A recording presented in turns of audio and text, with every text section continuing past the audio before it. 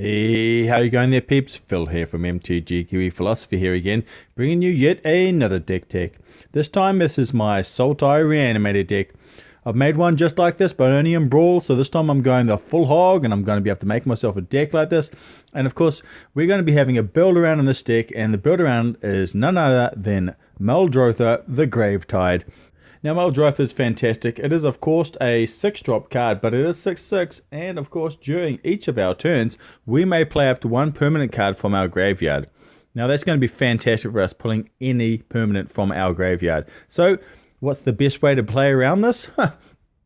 Let's play lots of permanents. Alright, let's kick this off with our low-end curve, move into our high-end curve, and then we'll finish off with some spells and some other cards. And the first of those creatures is 2 copies of Seeker's Squire, 2 copies of Merfolk Branchwalker, and 3 copies of Jadelight Ranger. Now, the reason we've got all these 3 cards in here is, of course, for the explorability, because the explorability is going to help us get to those extra lands early in the game, but it's also going to help us make sure that we're drawing into spells. So the idea is that we are able to put those spells back on the top of our library and put +1 counters onto any of these creatures, which is fantastic. But they're cheap creatures, and it means one's got great defense, one's got great offense, and the other one's got both because it gets to do it twice. So it's really fantastic. And another card that's going to work perfectly with these 3 cards that explore is 3 copies of Wildgrowth Walkers.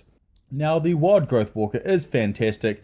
It is a 2-drop, 1/3, and of course, whenever we have a creature that explores, it gets a +1 counter, and we get to gain 3 life. Now, it's really important for us to stay in the game, and gaining life is one way to do it. And of course, building this creature up means that it becomes more of a threat, and it's also great offensively and defensively.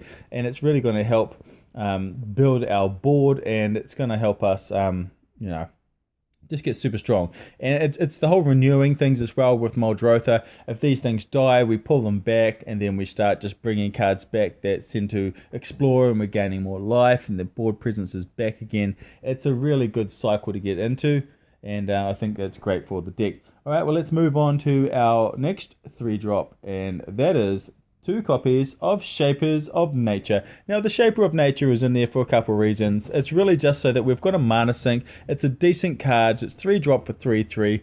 We can pay 4, put a counter on target creature, or we can pay 3 and we can remove a +1 counter to draw a card. So it's going to give us card draw as well.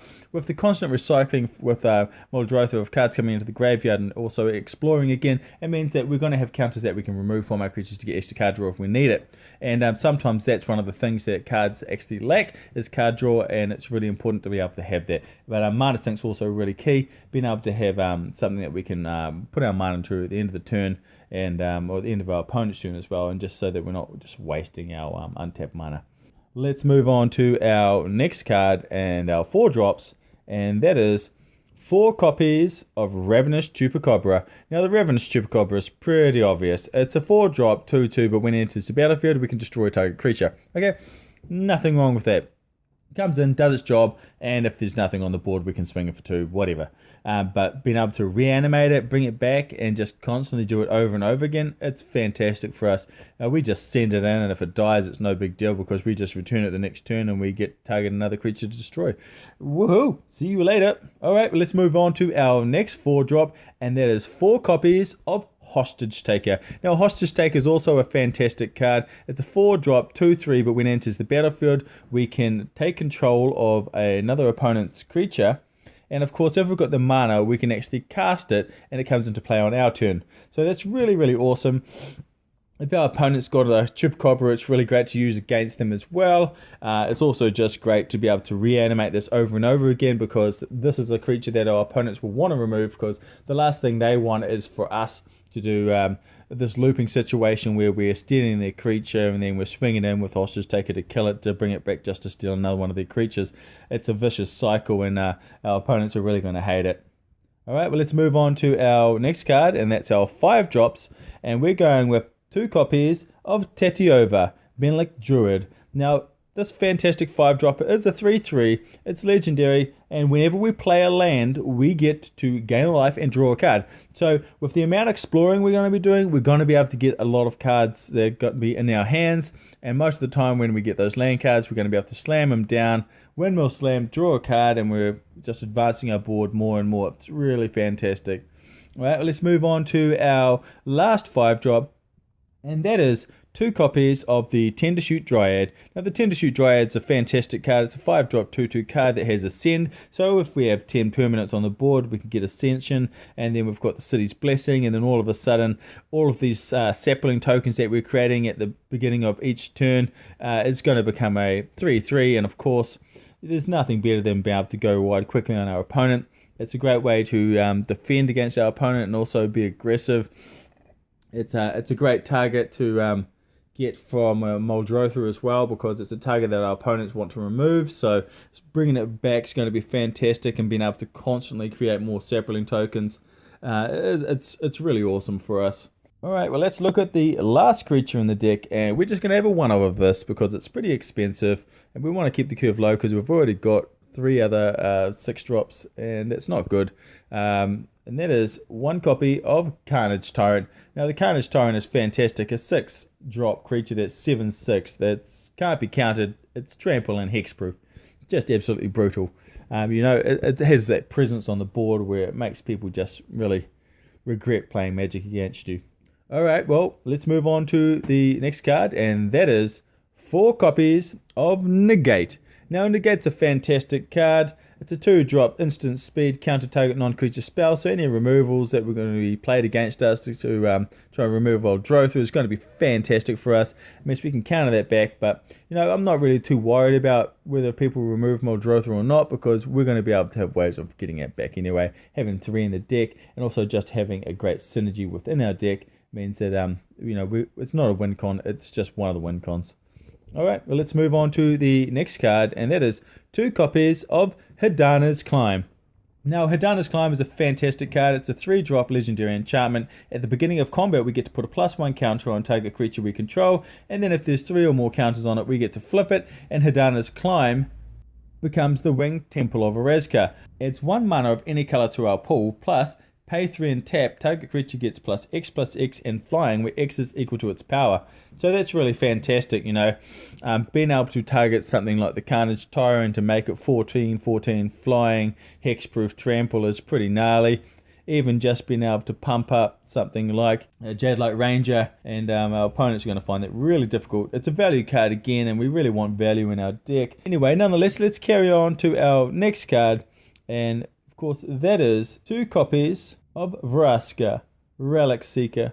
Now, Vraska's in there for the reason that she's a really value card. Yeah, she's a little bit high on the curve, but at the end of the day, being able to just use her and her negative ability just to remove things and dump into the graveyard and bring it back with Muldrotha is also fantastic.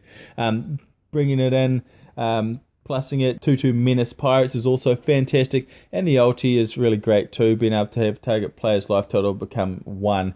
It's really gnarly, and I think Vraska's real value. Personally, I use her for the negative ability in this deck, and I just keep on sacking it, sending it to the graveyard, and then of course bringing it back with Muldrotha and just getting that value again. Alright, well I think that's it for the deck, so I think we're going to move into our lands and then our sideboard, and we'll see how we go there. Alright, so the lands are going to be a little bit more complex, obviously, because we've got a lot of colours of the Sultai. So we're going to go with 4 copies of Hinterland Habour, 4 copies of Drowned Catacombs, 4 copies of Woodland Cemetery. We're going to go with 1 copy of Arch of Orazca, 4 swamps, 4 forests, and 3 islands. And that basically makes up the base of our mana. I think that should be fine. You're going to find that when we do the exploring, we're going to get a lot of those dual lands in our hands, and we're going to be able to play them. Even just exploring to get the basic lands so that our dual lands don't come into play tapped is even better. But having the Arch of Orazca is great. It gives us an additional card draw, along with the Shapers of the Nature and also Tatyova, and that's going to be really awesome for us. Alright, well let's move on to the sideboard, and we'll wrap it up. Alright, so the first card in our sideboard, and that is, kicking off our sideboard, I want to try and solidify some of the combinations we've already got in the deck to make sure that if we want to add some stuff in, we can just get a little bit more consistency. And of course that means adding cards that we've already got in the deck, which is a little bit boring, but nonetheless also a best way to strengthen your deck. Okay, well now we're going to go with 2 copies of Merfolk Branchwalker, 2 copies of Seeker's Squire, we're going to go with an extra copy of Jadelight Ranger, and of course the last copy of the Wildgrowth, and that's to help with the exploring and the life gaining cycling part of things. It's really going to be your choice what you want to put in and out, but nonetheless I want to put these in there just to give that consistency with that as well. Okay, and the next card we're going to add into the sideboard is another copy of Carnage Tyrant, because Carnage Tyrant is a brilliant card. It's so strong and it's very dominant on the board, hard to remove, and that's what we want for our opponents. I also think adding an additional copy of Muldrotha to the sideboard is good. It means you can have that consistency is a little bit higher as well, and it means that we won't have to stress too much about it being removed. Alright, let's move on to the next card as well, and that is 2 more copies of Tatyova. Now the reason we want that is, once again, for every other reason that we have all the other cards been in our sideboard, is just that consistency, being able to have one of them in play and make sure that we get that card draw every time we're drawing a land, because there is going to be quite a lot of exploring going down, and I think that's really important. Alright, let's move on to the next card. 3 copies of Vivien Reid. Now Vivien Reid is a fantastic planeswalker. She costs 5 and she has 5 loyalty. +1, and we can look at the top 4 cards of our library and we may reveal a creature card or a land and put it into our hand and put the rest in the bottom of our library in a random order. -3 is fantastic for us. We get to destroy target artifact, could be an enchantment or even a creature with flying, which is fantastic. And the ulti is great too, being able to -8 and have creatures we control get +2/+2 vigilance, trample, and indestructible. And that's just super good. But the thing I like about Vivien Reid is she's a value card again, because we don't need to have naturalizers if she's in the deck. We can just use that to get rid of some of the things that are in play, and she's going to be able to search up the cards that we want. If we want to go looking for the top 4, we might be able to find something great like a Muldrotha or potentially even a hostage taker or Ravenous Chupacabra, which is really going to help us advance our board and also remove our opponent's creatures. Now I think we've got one more card left in this deck, and we'll go and check it out now, and that is 2 copies of Macabre Waltz. Now it's a 2-drop sorcery speed card, but being able to return 2 target creature cards from our graveyard to our hand and then discard a card is fantastic, because with all the exploring we're doing, we're probably going to end up with potentially a lot of land in our hand at some point, and being able to have another card that's value is great for us, being able to discard some land and draw 2 cards out of our graveyards, and one of them could be Muldrotha, or it could be another creature that we can use that has value like Ravenous Chupacabra, or even the hostage taker is going to be fantastic for us. But being able to renew things like that is really good for us. Well, that's it here from MTG Kiwi Philosophy. I'm Phil. I hope you liked the video. Don't forget to leave a comment, share, subscribe. You know what I'm like.